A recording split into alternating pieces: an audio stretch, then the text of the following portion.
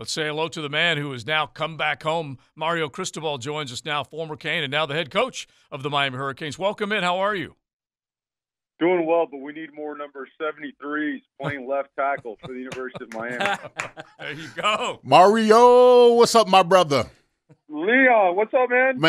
I'm so happy for you, man. I cannot explain to you how excited I was when I found out that you were getting a job at the University of Miami, because not only are you a hell of a recruiter, you're a hell of a coach, and you played in that era. And I no disrespect to Randy Shannon and Mark Ricks, who did great jobs while they're here, but you understood, having played with you, having practiced with you, and having won championships with you, you know to build this program back up to where it once was, you got to have guys, you got to recruit, you got to have competition, and you got to have mental and physical toughness. And I know that about, if I don't know anything else about you, Mario, I know that about you as a player and as a coach. I appreciate you, man. You know, I had the great honor of playing alongside guys like you and Claude and Mike Sullivan, Darren Handy. You saw a bunch of those guys the other day. And you know, it's you know, people always talk about and ask about why was Miami, you know, such a dominant team. Miami was a dominant team because Miami outworked everybody else's ass out there, right? I mean, that's what Miami did. Miami just grinded on Green Tree, and every single day was like game day. And it started up front, man. The trenches were awesome. So we've really just dedicated an incredible amount of time and resources into the trenches, and we're making progress. But we got a long ways to go, but we're excited about it. So, Mario, we got our producer here is a giant Miami fan. He's been bouncing off the walls since you were hired, okay? Is that the vibe down in South Florida right now? I mean, can you tell it's different right now? Yeah, it's crazy right now. The vibe is just every single day out there. You know what it looks like, Leon? It looks like the old scrimmages when Green Tree was packed up, jammed up with people, and you could feel and hear the oohs and the ahs because people are getting after it, you know, and we're running, you know, the blueprint is, it's really what we did under Coach Johnson, but it's really a combination of that and what we did under Coach Saban at Alabama and what we did at Oregon, and it's almost the same thing. It's almost identical, and that blueprint really works, but it is demanding, and it does bring a lot out of you, and it forces competition, and it forces you to have breakthroughs when you feel like you're about to break down, and what it's produced is a very productive spring where we've made progress, and it's also allowed us to identify areas where we've still got to just do a better job developing and recruiting and improving, and that's on all of us, on every single coach, every administrator, every player, all of us. Joined by University of Miami head football coach Mario Cristobal on the Farah and Farah phone line. Mario, for you coming home to Miami, what has been the most challenging part of this transition, whether it has been on or off the field?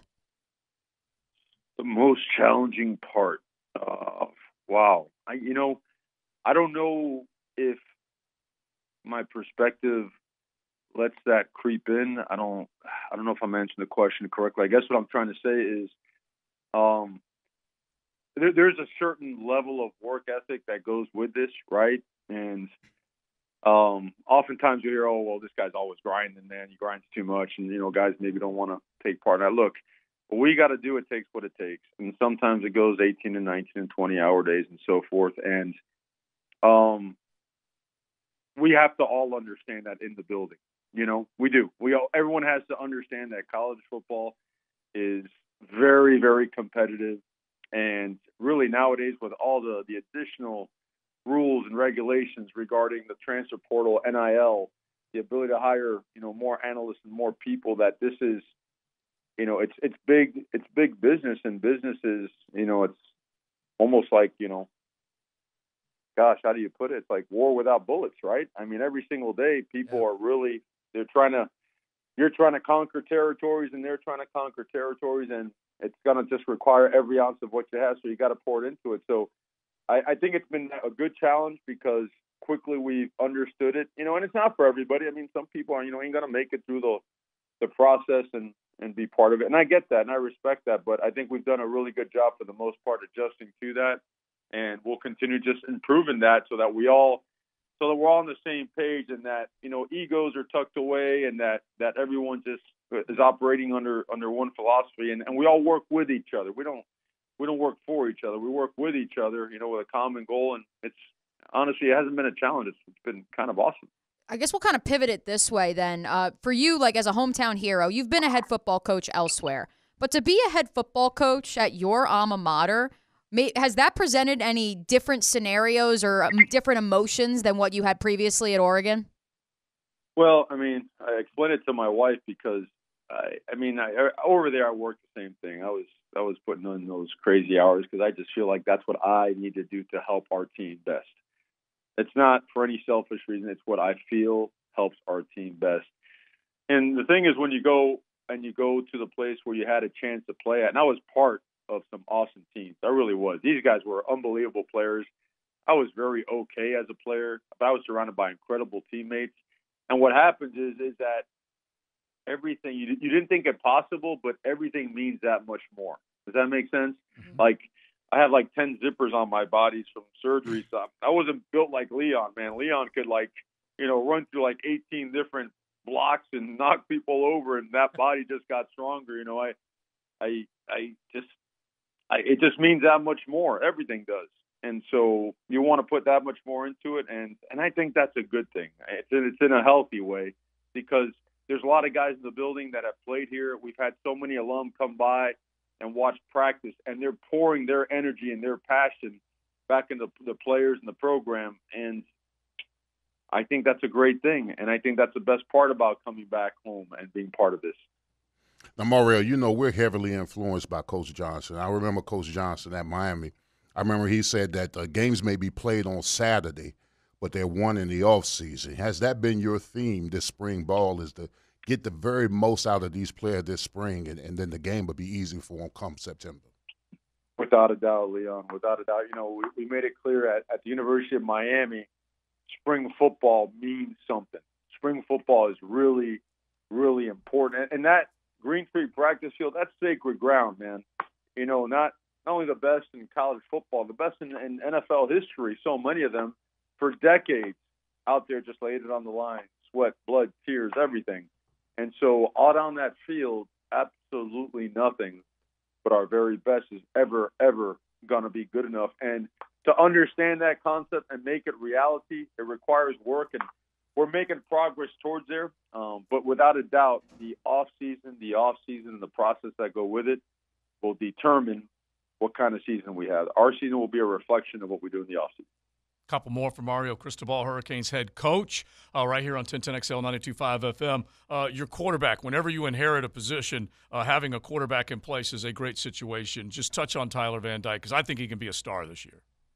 He is. He's even a better human being because he's all about making sure his teammates are successful. And he's a diligent, hardworking teammate. Attention to detail is second to none. He's a grinder, student of the game. I'll tell you what, man, he's very athletic. He's shown there were some instances in practice where he got out of some sticky situation in the pocket and made plays on the run. He can make every throw in the building. We've seen that happen, but his ability to understand it, and Leon could tell you how much you appreciate a quarterback that understands protections, when you're in all that empty stuff and knowing where you're protected and where you're not, and how to half roll and create situations where the O-line can be successful. He does it all. He does it all and has a great commanding presence about him, and he's had an unbelievable spring. Mario, so if I know you and I've known you for a while, you are not a guy that's thinking, all right, it's going to take a few years. You're on these guys right now. It's happening now, right?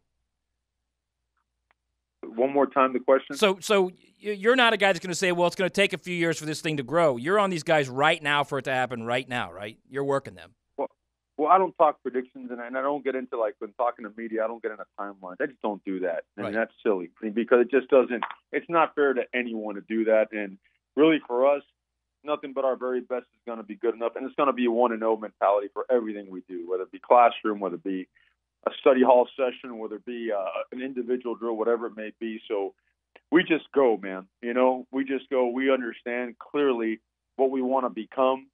And what it takes to get there, it's going to require everything we have, and that's how we're approaching it. And Coach Cristobal, we know you're going to try and put a little rope around South Florida, but you got some good kids from North Florida that you already have down there. I'm sure you'll be recruiting up here as well. Without a doubt, and honestly, the entire country. And you start studying the great Miami teams over the years, and you realize that they were all really different. Some were heavily South Florida, influence in some combination, and then others, like in 2001, very much out of state. I think 6 or 7 starters on the offense on that team were out of staters. So it's about the ones that fit the University of Miami, the criteria, the critical factors that go with being a great Miami Hurricane. The DNA has got to be one of just an unbelievable competitor, a high-achieving son of a gun that wants nothing but the very best and that has an appetite for being a dominant football player and a great human being. So we're going to recruit that. And the ones that are local, the ones that are in-state, obviously they're going to get every ounce of what we have. And if they're out of state, we're going to cast a wide net and go get those guys as well, so to show them what an unbelievable place we have here. Mario, appreciate you coming on the show, man. Next time I'm down there, these hands are still registered in the state of Florida. So if I got to show some punching drills, you just let me know. Just give me a call. I'll come down there. I've never seen hands to this day like number 73. So I fully expect that when we go to Indy, I fully expect you over there just launching human beings across Green Street practice field with that punch. Appreciate you, bro. Thanks for coming on the show, bro. Thanks, Mario. Thanks, guys. Have a great one.